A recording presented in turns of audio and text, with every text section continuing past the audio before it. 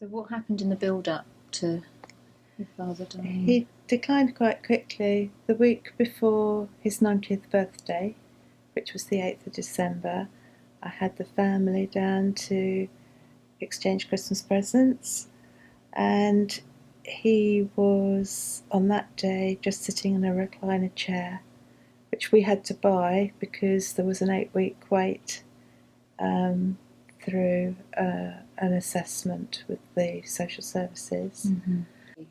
And it was his wish to die at home. He got his wish, but it was quite hard to carry out because there are times when he wasn't eating or drinking, and I thought, he really ought to be on a drip, but you're not allowed to have a drip in a home setting. Right. And what sort of care did he receive at home? The palliative care team were brought in, and we had 2 nurses, morning and evening. They would come in at 11 o'clock to get him up, and then come back at 4 o'clock to put him to bed. Was that by choice you had it at that time? No, they had a long list of people that they had to work with. And I've since learnt from my carers meeting yesterday that they were very stretched in the community because many people were being discharged from hospital for the Christmas period because they wanted to go home to have their last Christmases at home. Therefore, palliative care was, yes, and they were very stressed. The Macmillan nurse went off sick, the doctor went off sick, and the district nurse went off sick. All at the same time? All at the same time. So I was the only one coordinating it, and I was unable to go to work because of that. And we have great difficulty with our district nurses within our community because they haven't had a boss for a long time. They tend to do what they tend to think they like to do. Right. I don't see how it could have been managed any better with everybody going off sick. And so did you have a good New Year? No. Oh dear, what happened on New Year then?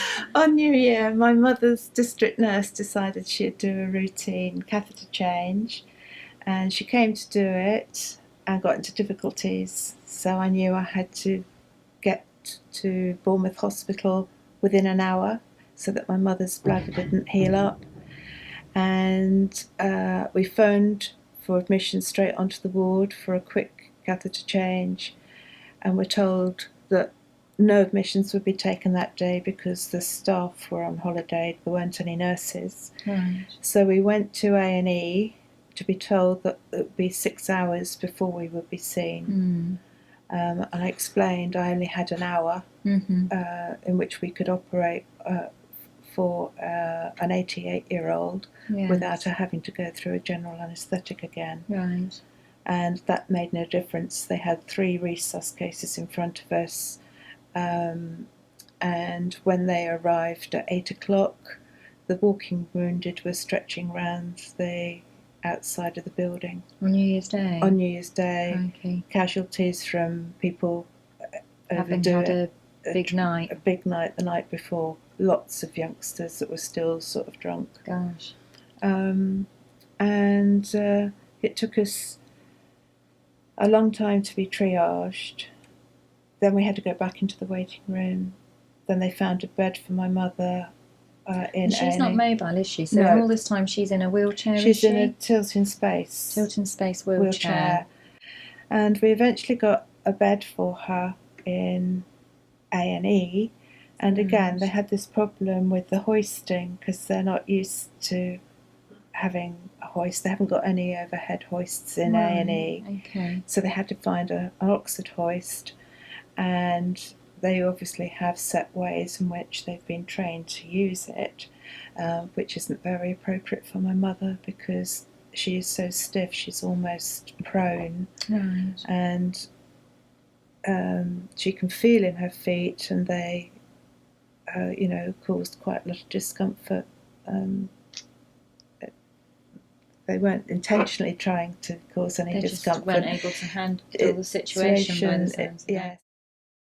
As we were in there and booking in, they asked for all of her symptoms and her history, and my husband piped up, and bereavement in a loud voice, because she had just lost her husband, who she'd been with from the age of 15. Gosh. And he died at 90.